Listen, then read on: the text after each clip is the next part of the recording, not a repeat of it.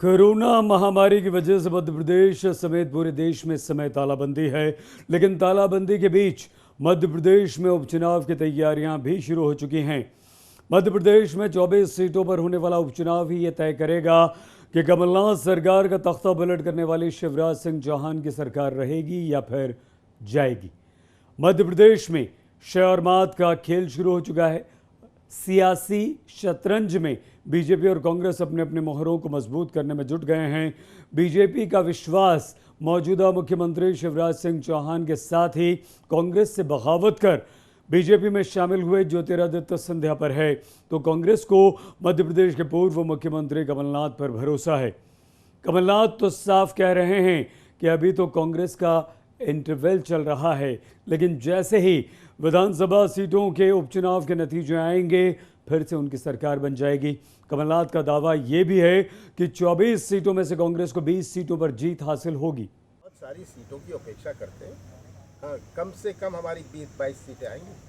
Sir, जिले में 12,000 करोड़ के प्रोजेक्ट आपने दिलवाए थे, आपके प्रयासों से आए थे, अब सब काम जो है रुके हुए हैं। अभी तो लॉकडाउन है, लेकिन लॉकडाउन है, इसके बाद वित्तीय स्थिति जो है प्रदेश की, इसको देखते हुए और मैं जो कर सकता हूँ भोपाल में मैं करूँगा। अभी मेरा पूरा ध्यान 24 उपचुनावों में है।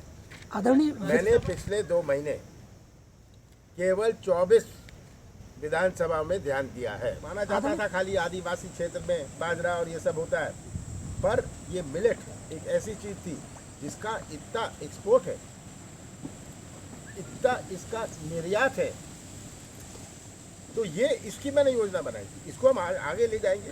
ये ज्यादा समय तक नहीं है। ये बैम्बूसा को भी लेके तो इंटरवल है, इंटरवल।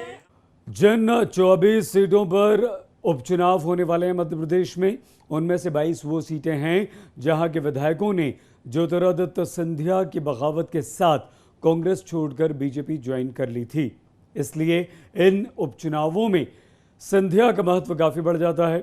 जिन सीटों पर विधानसभा उपचुनाव होने वाले हैं उनमें से ज़्यादातर सीटें ग्वालियर चंबल संभाग की हैं और इन सीटों पर सिंधिया का काफ़ी दबदबा माना जाता है। तो अब यहाँ पर बीजेपी के केंद्रीय मंत्री नरेंद्र सिंह तोमर की भी परीक्षा होनी है। भले सिंधिया ज़्यादा बयानबाजी न कर रहे हों, लेकिन अंदर खाने से जो खबरें आ रही हैं उनके अनुसार सिंधिया विधानसभा उपचुनाव के लिए जनता और अपने समर्थकों से फ़ोन पर लगातार संपर्क साध रहे हैं।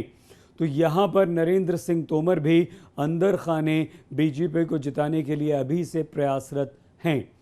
माना यह भी जा रहा है कि कांग्रेस से बगावत कर बीजेपी में शामिल हुए सभी नेताओं को उपचुनाव में टिकट मिल रहा है, इसलिए बीजेपी में भी बगावत के सुर उठने लगे हैं। ऐसे ही एक बागी नेता और पूर्व सांसद प्रेमचंद गुड्डू को बीजेपी ने पार्टी से निलंबित कर दिया है। बीजेपी में उठ रहे बगावत के सुर का फायदा कांग्रेस जरूर उठा सकती है।